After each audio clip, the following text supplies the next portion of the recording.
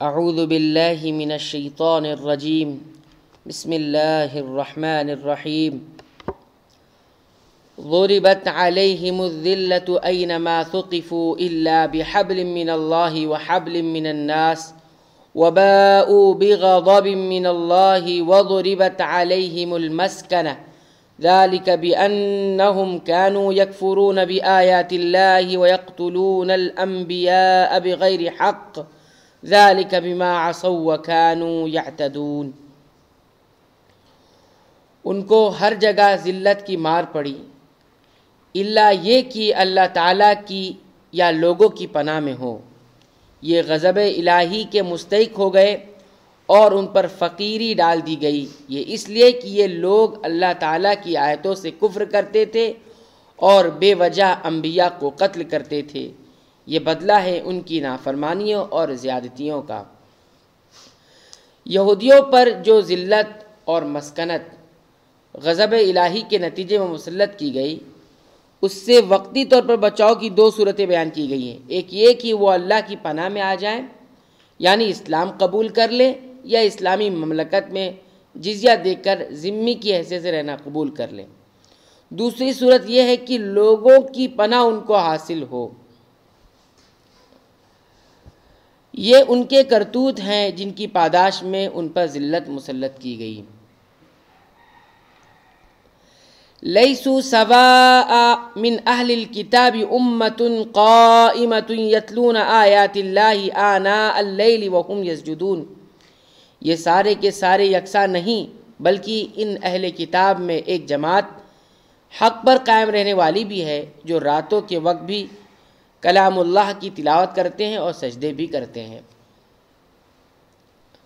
یؤمنون باللہ والیوم الآخر وَيَأْمُرُونَ بِالْمَعْرُوفِ وَيَنْهَوْنَ عَنِ الْمُنْكَرِ وَيُسَارِعُونَ فِي الْخَيْرَاتِ وَأُولَئِكَ مِنَ الصَّالِحِينَ۔ یہ اللہ تعالیٰ پر اور قیامت کے دن پر ایمان بھی رکھتے ہیں، بھلائیوں کا حکم کرتے ہیں اور برائیوں سے روکتے ہیں، اور بھلائی کے کاموں میں جلدی کرتے ہیں، کہ نیک بخت لوگوں میں سے ہیں۔ وَمَا يَفْعَلُوا مِنْ خَيْرٍ فَلَنْ يُكْفَرُوهُ وَاللَّهُ عَلِيمٌ بِالْمُتَّقِينَ۔ یہ جو کچھ بھی بھلائیاں کریں ان کی ناقدری نہ کی جائے گی، اور اللہ تعالیٰ پرہیزگاروں کو خوب جانتا ہے۔ یعنی سارے اہل کتاب ایسے نہیں ہیں کہ جن کی مذمت پچھلی آیات میں بیان کی گئی ہے، بلکہ ان میں کچھ اچھے لوگ بھی ہیں جنہیں اللہ تعالیٰ نے شرف اسلام سے نوازا، اور ان میں اہل ایمان اور تقوی والی خوبیاں پائی جاتی ہیں۔ رضی اللہ عنہم ورضوا عنہ۔ قائمتاً کے معنی ہے شریعت کی اطاعت اور نبی کریم صلی اللہ علیہ وسلم کا اتباع کرنے والی۔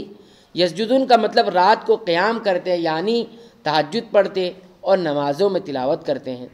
اس مقام پر امر بالمعروف کے معنی بعض نے یہ کیے ہیں کہ وہ نبی کریم صلی اللہ علیہ وسلم پر ایمان لانے کا حکم دیتے اور آپ صلی اللہ علیہ وسلم کی مخالفت کرنے سے روکتے ہیں۔ اسی گروہ کا ذکر آگے بھی کیا گیا ہے، وَإِنَّ مِنْ أَهْلِ الْكِتَابِ لَمَنْ يُؤْمِنُ بِاللَّهِ وَمَا أُنزِلَ إِلَيْكُمْ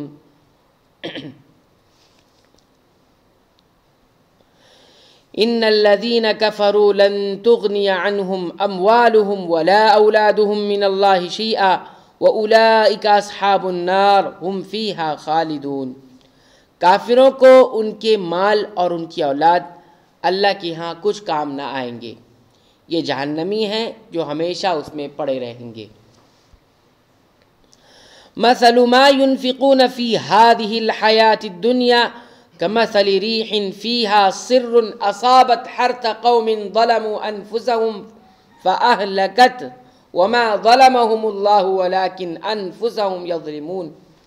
یہ کفار جو خرچ کرے اس کی مثال یہ ہے کہ ایک تند ہوا، تیز ہوا چلی جس میں پالا تھا، جو ظالموں کی کھیتی پر پڑا اور اسے تہس نہس کر دیا۔ اللہ تعالیٰ نے ان پر ظلم نہیں کیا، بلکہ وہ خود اپنی جانوں پر ظلم کرتے تھے۔ قیامت والے دن کافروں کے نہ مال کچھ کام آئیں گے نہ اولاد، حتیٰ کہ رفاہی اور بظاہر بھلائی کے کاموں پر جو بھی خرچ کرتے ہیں وہ بیکار جائیں گے۔ رفاہی کام، سوشل ورک کرنا کفار کا، اور بھلائی کے کام کرنا، اس پر خرچ کرنا، وہ سب کیا ہو جائیں گے؟ بیکار ہو جائیں گے۔ اور اس کی مثال اس سخت پالے کی سی ہے جو ہری بھری کھیتی کو جلا کر خاک استر کر دیتا ہے، یعنی بھسم کر دیتا ہے۔ ظالم اسی کھیتی کو دیکھ کر خوش ہو رہے ہوتے اور اس سے نفع کی امید رکھے ہوتے ہیں کہ اچانک ان کی امیدیں خاک میں مل جاتی ہیں۔ اس سے معلوم ہوا جب تک ایمان نہیں ہوگا رفاہی کاموں پر رقم خرچ کرنے والوں کی چاہے دنیا میں کتنی ہی شہرت ہو جائے، آخرت میں انہیں ان کا کوئی صلہ نہیں ملے گا، وہاں تو ان کے لیے جہنم کا دائمی عذاب ہے۔ کوئی کتنا بھی سوشل ورک کر لے، کتنا بھی چیریٹی والا کام کر لے، بغیر ایمان کے اگر وہ کام کر رہا ہے تو ایسے ہی مثال ہے جیسے کہ کھیتی ہے اور اچانک تیز طوفان آندھی چلی اور سب کچھ ختم ہو گیا۔ قیامت کے دن ایسے ہی سب کے ساتھ ہو جائے۔ تو ہم سوچئے کتنے خوش نصیب ہیں ہم کہ چھوٹی چھوٹی نیکی ہم کرتے ہیں تو اس پر بڑا اجر اس بنیاد پر ہے کہ وہ ایمان کے ساتھ جڑا ہوا ہے، اس کی بنیاد ایمان پر رکھی گئی ہے، ورنہ کتنا بھی نیکی کا کام کر لیں اس کا کوئی مطلب نہیں ایمان کے بغیر۔ یا ایھا الذین آمنوا لا تتخذوا بطانة من دونکم لا یألونکم خبالا ودوا ما عنتم قد بدت البغضاء من افواہہم وما تخفی صدورہم اکبر قد بینا لکم الآیات ان کنتم تعقلون۔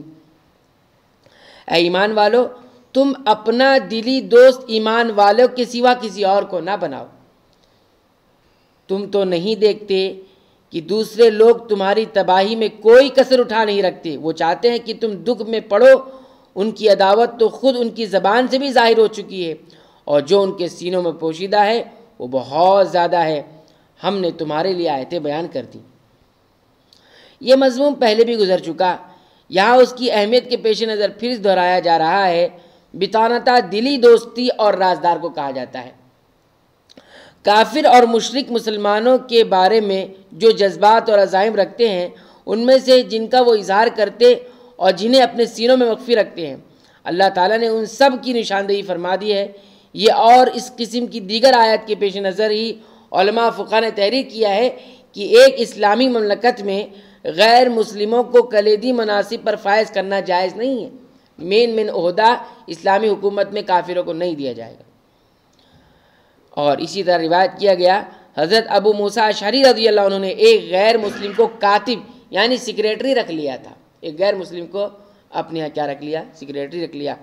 حضرت عمر رضی اللہ عنہ کے علم میں یہ بات آئی تو آپ نے انہیں سختی سے ڈانٹا اور فرمایا کہ تم انہیں اپنے قریب نہ کرو جبکہ اللہ نے انہیں دور کر دیا ہے، ان کو عزت نہ بخشو جبکہ اللہ نے انہیں ذلیل کر دیا ہے، اور انہیں رازدار مت بناؤ جبکہ اللہ نے انہیں بددیانت قرار دیا ہے۔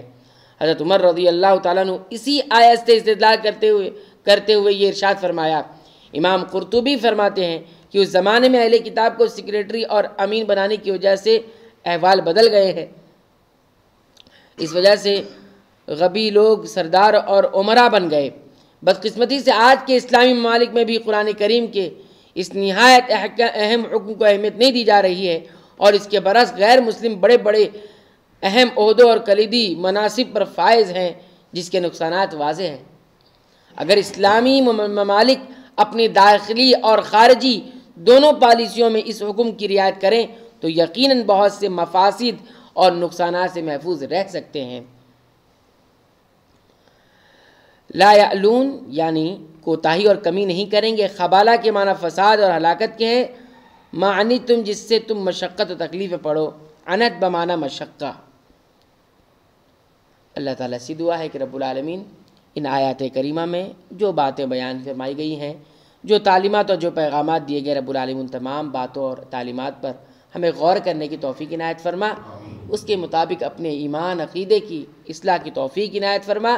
رب العالمین تو قرآن حکیم کو ہمارے دلوں کی بہار بنا دے۔ رب العالمین تو قرآن حکیم کو ہمارے سینوں کی روشنی بنا دے۔